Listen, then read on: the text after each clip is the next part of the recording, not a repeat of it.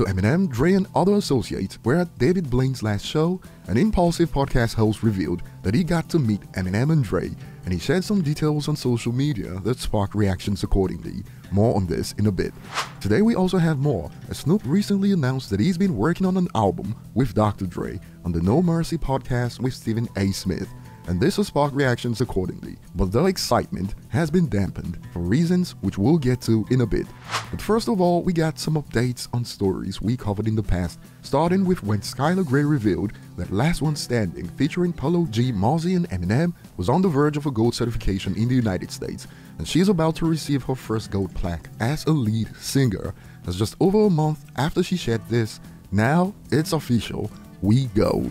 And we got more on the last story we covered, as Tony Yayo's take on why people hate on Eminem has made the rounds on social media, and it's quite interesting to see the mental gymnastics continue, though based on my observation, most people agree that Tony Yayo was speaking facts. But we got the classic narrative come up a couple of times. For instance, in reaction to this, in quotes, his music don't play in the clubs is the laziest / corniest excuse to discredit a rapper. Y'all just too quick to hit that panic button when you don't have a valid argument. And we got the classic response from those who've been programmed to drop generic Eminem criticisms. It's not even his music being able to play his music in clubs. His music just aged like a banana. Respect for putting 50 on, and what he did, he was a legend in his time. But nobody wanna listen to ending your own mother and having entanglements with animals high of shrooms. Say what now? And this sparked some interesting reactions. Just say you don't listen to the music, fam. The mental gymnastics you play with yourself ain't necessary. It's cool if you don't like the music. And the human in quotes bots can't help themselves. I don't like school hitter-ish. Better? Basically proves the point in the initial post. They are quick to hit the panic button when they don't have a valid argument. And since we still hear about how his music aged badly, despite the facts showing this is false and arguably delusional to believe in 2022, now's a great time to revisit a recent report on how the top artists of the 2000s, according to Billboard, are doing right now in 2022. It goes, top artists of the 2000s and their current positions on Spotify Top 200 artists. Not bad for someone as irrelevant as Eminem. Eminem is the only one from the 2000s top 10 who remains top 10 right now on Spotify, while 5 of the top 10 from the 2000s are still out of the top 200. But hey, it is Eminem's music that aged like a banana. Moving on, Snoop was on the No Mercy podcast where he made a huge reveal. We've been a part of each other's life, and I'm gonna tell you this, you're the first one to hear this.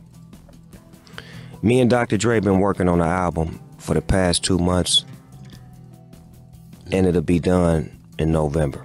And it's produced by Dr. Dre. It's our 30th anniversary to Doggy Style. Wow. And the name of the album is Missionary. Why that name? The first album was Doggy Style.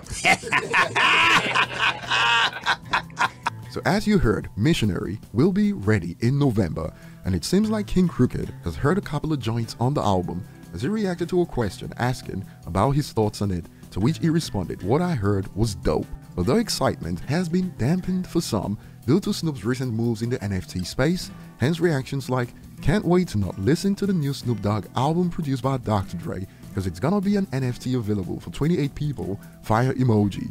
Doggy Style and The Chronic are still not on streaming platforms, hence more like, the NFT gonna be a classic folded hands emoji. But what do you guys think?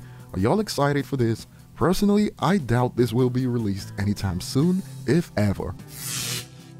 Moving on, Impulsive podcast host claimed he met Eminem and Dre at the David Blaine show. He revealed on Twitter, "Just got to say hi to Em and Dre at the David Blaine premiere in Vegas. Not gonna lie, might be the only time I ever been struck like that." He continues, said, "We need to get y'all on the podcast," and they laughed. So yeah, probably not. And when a user responded, 100% they had no clue who you are, he agreed, no clue. And these details have sparked some interesting back and forths on Reddit. A user states, "This is funny, as I'm a real celebrity, not a podcast silly celebrity, that got this reaction. It is funny as F how MFers complain about Eminem not being more social and not appearing a lot, but when there's a chance for one, y'all downplay people by holding him to this godly pedigree. I'd rather see M on Impulsive or Hot Ones than ever hear him be Paul's yes man in his podcast again." Boy, that escalated quickly. What do you guys think? If you could choose a podcast for Eminem to go on, which would it be?